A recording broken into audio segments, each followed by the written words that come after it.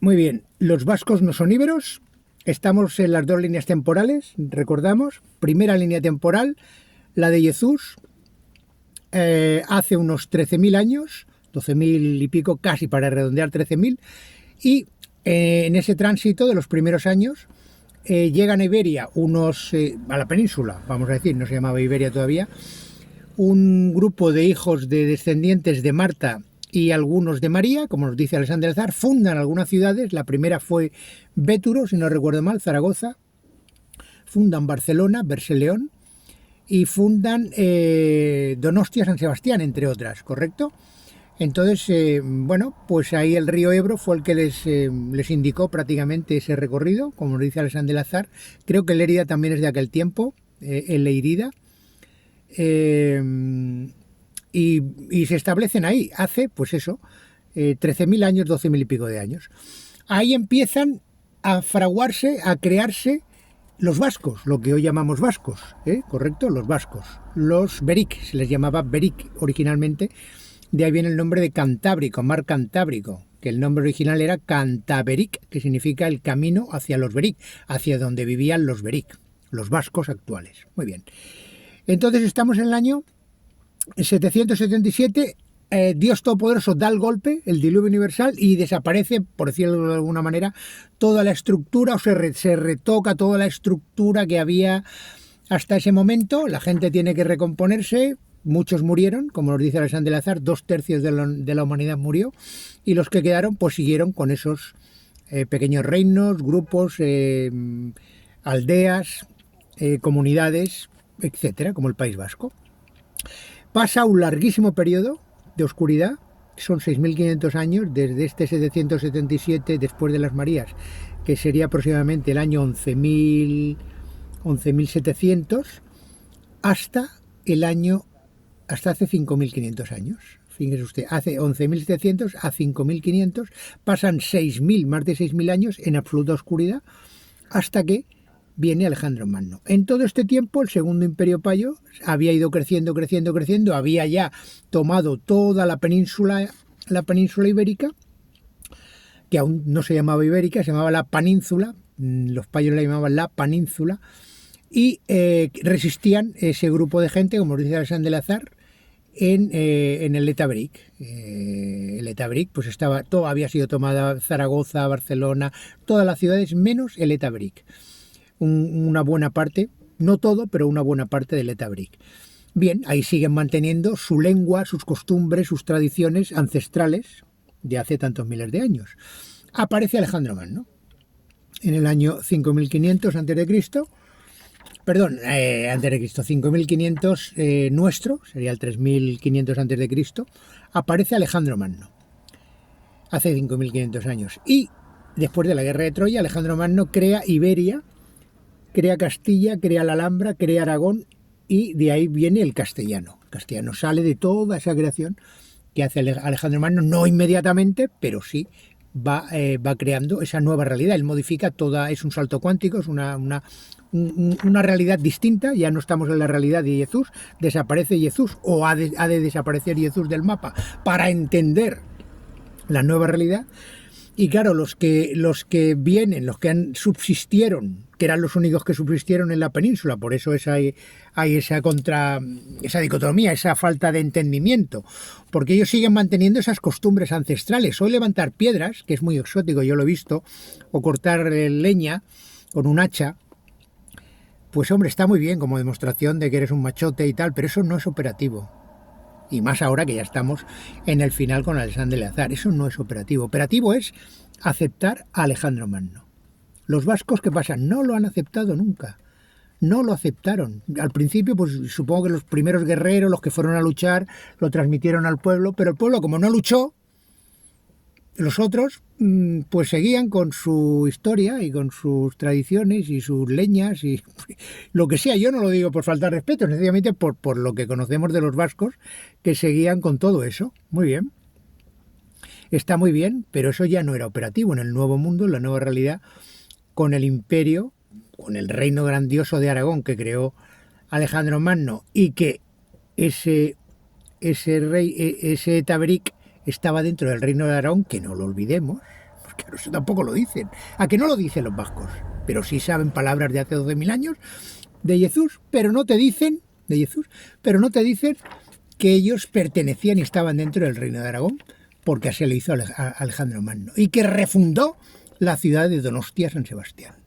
¿A que no lo dicen? Pues entonces, menos ruido los vascos con nosotros, porque nosotros no tenemos el RH y no somos tan puros, pero sí estamos en la línea temporal, real y auténtica, que es la de Alejandro Magno.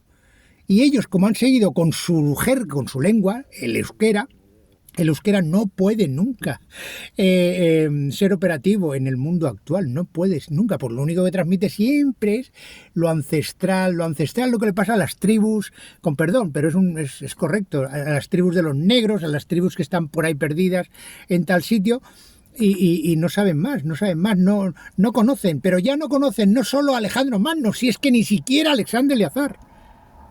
Yo he conocido a 2 o 3 o 4 vascos. Alguno de ellos, al principio, puso mucho interés. Pero claro, querer explicar a Alexandre Eleazar en euskera, pues acaban aquí en Jesús y María, claro, si es que es normal. Y hay algún otro vasco, afortunadamente, que ha conectado con Alejandro Magno. Posiblemente tenga algo en su genética que le hace conectar con Alejandro Magno. Pero explicar a Alexandre Eleazar desde el euskera es casi, no igual, pero casi, como explicarlo en inglés o en francés. Igual, porque no hay conexión. Porque ya estamos descubriendo que el castellano es el código. No descubriendo, estamos certificando. Es el código, porque es un código. O sea, un idioma es un código, para entendernos. Igual que tenemos el código binario, el código decimal, el sistema decimal para contar los números. Hay gente que cuenta en binario o en factor 5. Ya está. Es un código, cada lengua es un código y transmite unos valores y sobre todo una información de nuestros antepasados. Y liberarnos de esa información es prácticamente imposible si no cambias de código. Es muy difícil, por eso no se debe traducir la historia, no se debe traducir. Ustedes buscan en Wikipedia, en las páginas, y casi toda la historia que nos ofrece la máquina te dicen, no, esto es de Oxford, de Cambridge, de Estados Unidos. O sea, nos están explicando a nosotros, los íberos, los de la galería nos están explicando nuestra propia historia, quién son esa gentuza, si no llevan la genética dentro. Entonces, los vascos no son, ¿correcto? Estamos en 2025 y los vascos de 2025 pues siguen estando en esta línea. ¿Lo ven cómo llega hasta aquí? Ellos siguen estando con Jesús y María, María y Jesús, José Mari, todos se llaman José Mari. ¿Por qué? Porque están honrando siempre a María y Jesús del principio, pero no pasa muchas cosas, fíjense, 13.000 años. Entonces, los vascos no son íberos, son vascos. Y estuvieron, se les abrieron las puertas, se las abrió, se los ofreció Alejandro Magno y le dijo, no, ahora todos perteneceremos a Iberia, que es la tierra que yo he creado, Alejandro Magno que yo he creado, y todos sois íberos, pero entre unos que traicionaron los galos, entre otros que se les fue la cabeza y se vendieron los catalanes, y los vascos que no han aceptado, nunca han llegado a sentir en su corazón la grandeza de Alejandro Magno, se quedan con el primer Dios B, es decir, con la primera vida, pero no la segunda ellos no la llevan dentro, como si la llevamos los castellanos. Esa es la fuerza de Castilla, de los castellanos y del idioma castellano, porque la verdad tan solo se puede transmitir en castellano. O sea, el castellano, eso ya haré otro vídeo, pero les puedo decir, el castellano va más allá de ser bere, es otro grado. ¿Me entienden ustedes? Es otro grado. El hablar castellano y ser y sentirte castellano y actuar y vivir como un castellano va mucho más allá de ser bere. E incluso, si me permite Dios, si no que me corrija, de ser íbero. Esto rompe, ¿verdad? Porque claro, el castellano, como todo el mundo lo está atacando, es ridículo el castellano, que no es el español, que ya lo he dicho muchas veces, que no tenemos que decir pagar, sino abonar, que no tenemos que decir comprar, sino adquirir. O sea, si uno no hace ese esfuerzo, como yo vengo transmitiéndoles desde hace 5, 6 o 7 años, Entonces me verán ustedes y dirán, mira, qué exótico. Sí, yo soy exótico, pero yo soy el que me voy a bañar ahora en el mar, en invierno. Soy yo el que me voy, lo tengo aquí detrás. Yo soy el que me baño en el mar y me ducho con agua fría. Y vivo en un coche, vamos, vivo, duermo, circulo en un coche. O sea, yo hago algo. No quiero decir que todos ustedes tengan que hacer lo mismo, ni mucho menos, pero sí algo. Y empezarán no solo a entender, sino a sentir en su corazón y en su alma la grandeza que es la palabra castellano, que ya se lo explicaré. Pero os adelanto que una de las definiciones de castellano es el dueño o el señor del castillo. Y el primer castillo, ya se lo dijimos la otra vez y ahora se lo recuerdo, es el de la Alhambra. Ese es el primer castillo, alcázar o alcazaba, que se construyó en esta tierra. Y el señor del primer castillo, ¿quién fue? Contéstense ustedes mismos. Pero esto ha quedado muy claro, para mí es muy importante, porque ahora ya veo a los vascos como son, ya no les insisto más en que sean íberos, que hagan lo que les dé la gana, ya lo juzgará Dios, pero yo sí, como mensajero, tengo el deber de decirles a los vascos que no han cumplido el acuerdo y lo establecido por Dios B en su segunda existencia como Alejandro Magno, porque fue él el que les otorgó el derecho de tener el Estado que ahora reclaman constantemente, menospreciando a todos los demás seres que sí hemos sido íberos y que somos íberos y que hemos nacido en esta tierra que se llama Iberia, igual que ellos. Así de claro y de castellano. Así que menos ruido, menos despreciar, porque la verdad y la historia al final siempre van a salir, la verdad va a salir. Y, señores vascos, los que me quieran escuchar o ver esto, ustedes están aquí, en el año 13.000 antes de Cristo. Bueno, hace 13.000 años aproximadamente, en el año 13.000 y pico antes de Cristo. Y nosotros estamos lejos, o empezamos lejos nuestra historia, pero estamos en el 5.500 antes de Cristo. Y esa es la línea temporal real de las cosas que están pasando ahora.